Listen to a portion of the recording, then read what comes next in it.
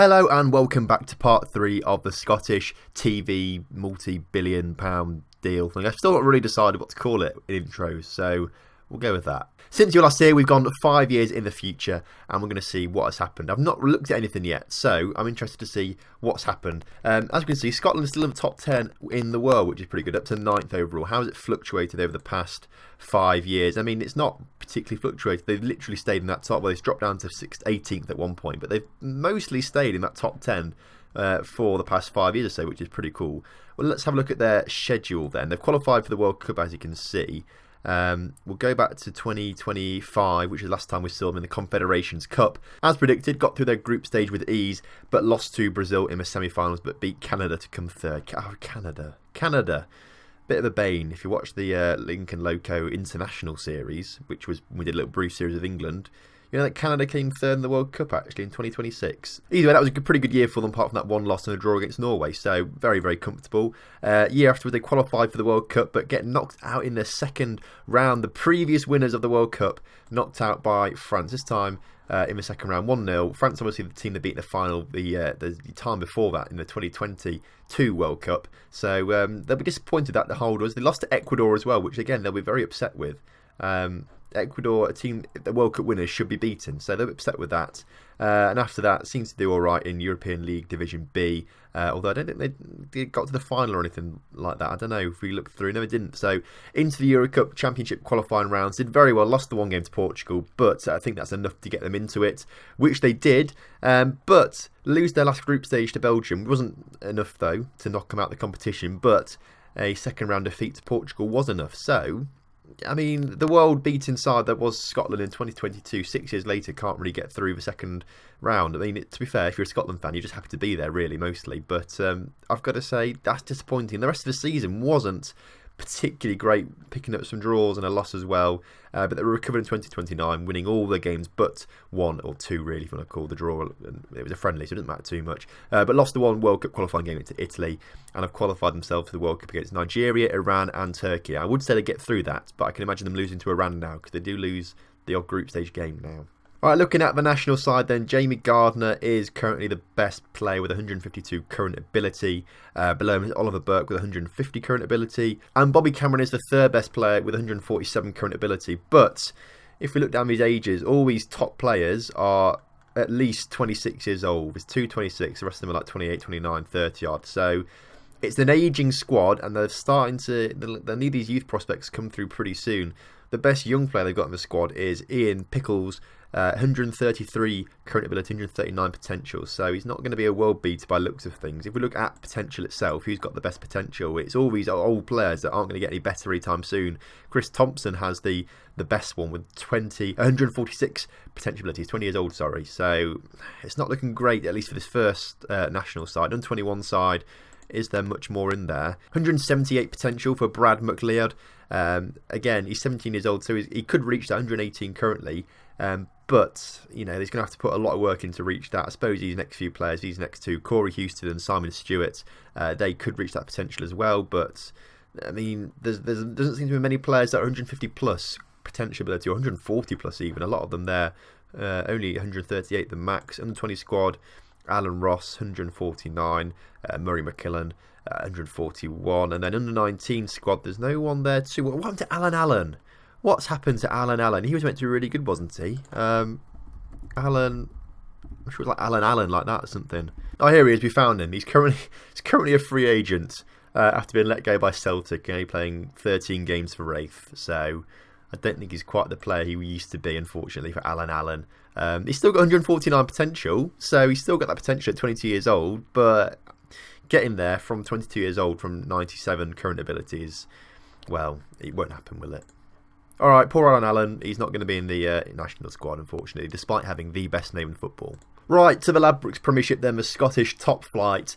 As you can see here, it's jumped to 6th most reputable league in Europe. Now, how far is it off that German league? If we go to Europe here, go to Nation Club coefficients. Germany is 5th on 75, Scotland a long way off on 47. However, there is quite a big gap between Scotland and Holland and Portugal and Russia, actually. So Scotland should be pretty secure in 6th place for the next few seasons, I think. But they're going to have to do an awful lot to try and catch up to that top 5 and get into that top 5, because that'd be very difficult.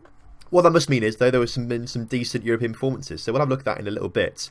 First of all, though, we'll look through the table. So 25-26 season, no surprise, Celtic winning the title there by 12 points there from Rangers and Hibs. As you can see as well, the top 6 all get continental qualification now. So the top 3 Champions League, 4th, 5th, 6th get Europa League, which is pretty cool. And it's the bottom 6 now fighting themselves for relegation. Livingston finishing on 11 points. That was a very, very poor season for them. The season afterwards, though, Rangers win the title, 82 points, and Hamilton comes second. Celtic drop all the way down to 3rd.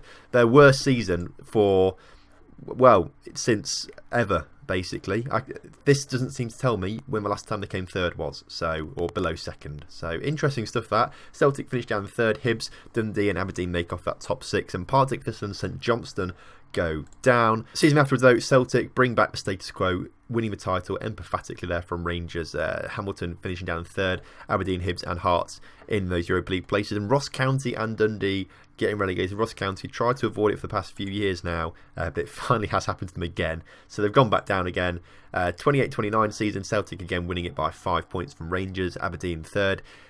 Surprise, surprise, Hibs, Hamilton, Hearts in 4th, 5th and 6th. These top, it doesn't change. The top 6 are the same 6 every single season, basically. Dundee got there every now and again. I think Kilmarnock have been there once or twice, but it's not really changed too much. Falkirk being the side relegated that season, and then the season we have just had. Celtic, again, champions by 7 points from Rangers, with Hamilton finishing 3rd this time, but Aberdeen, Hearts and Motherwell getting into it this time. Motherwell doing pretty well. Hibs finishing down 8th this season. Something must have happened to them, which was pretty bad. Ross County back in here, finishing in 9th, and Partick Thistle, other side, being relegated. Dundee really falling down, actually. The season before, 2 seasons before, maybe I'm lying to you, I thought they did pretty well, but maybe they didn't. Dundee down to 11th.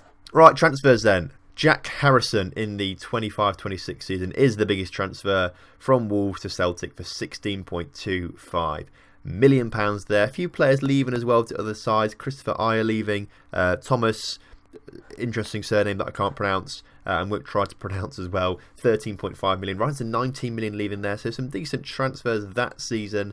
Year afterwards, it drops down a little bit. Hamilton with the biggest spending side. 7.5 rising to 12.25 for Stuart McPherson. Celtic getting a player, Kenyon Davis from Hibs, for 12 million plus a player exchange. Don't know who the player exchange is. I don't know if it will tell us much detail about it, unfortunately. So I'm sure we can scroll down and see what's happened here.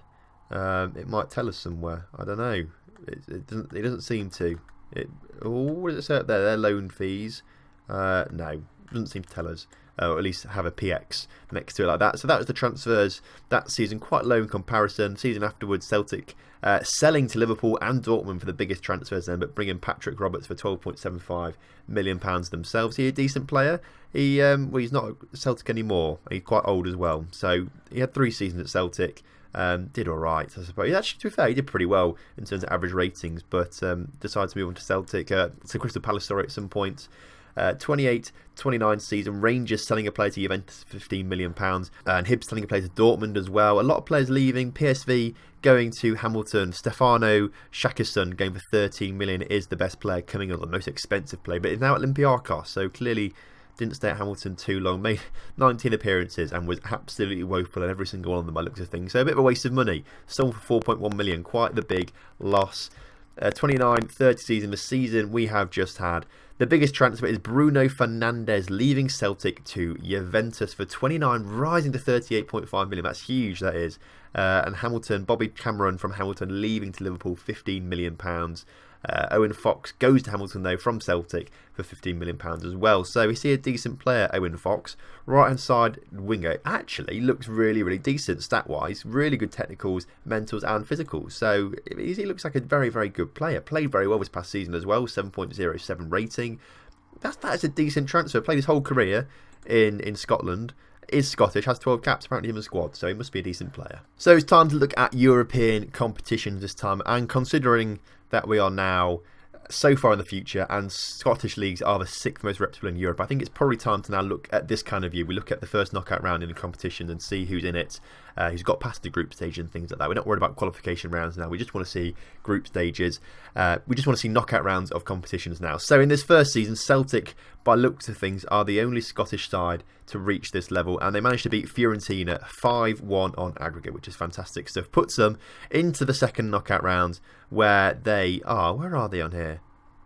Oh, they lose to Tottenham on away goals, unfortunately, in the second knockout round. It's a tough draw to come up against, actually, and Tottenham a decent side, and away goals always the worst way to go.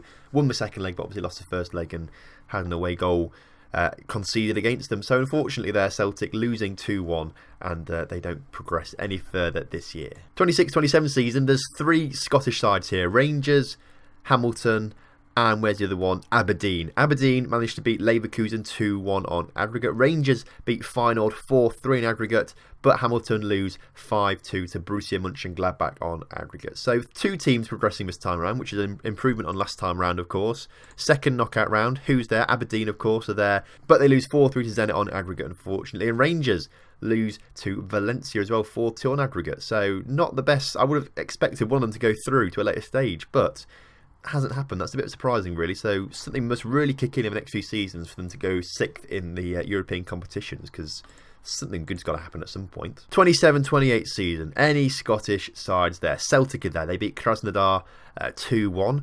Hamilton are there, but they lose 3-2 to Valencia, and Rangers are there as well, but they lose 5-1 to Arsenal overall, and that's the only Scottish sides there. So there's 3 there once again, but only 1 getting through this time. Celtic into the second knockout round, where they lose to Everton 2-1 on aggregate. Again, a second knockout round lost for a Scottish side. Are we going to get any teams go past the second knockout round, or is it just like a curse of the Euro Cup second knockout round? There just can't be a side going through.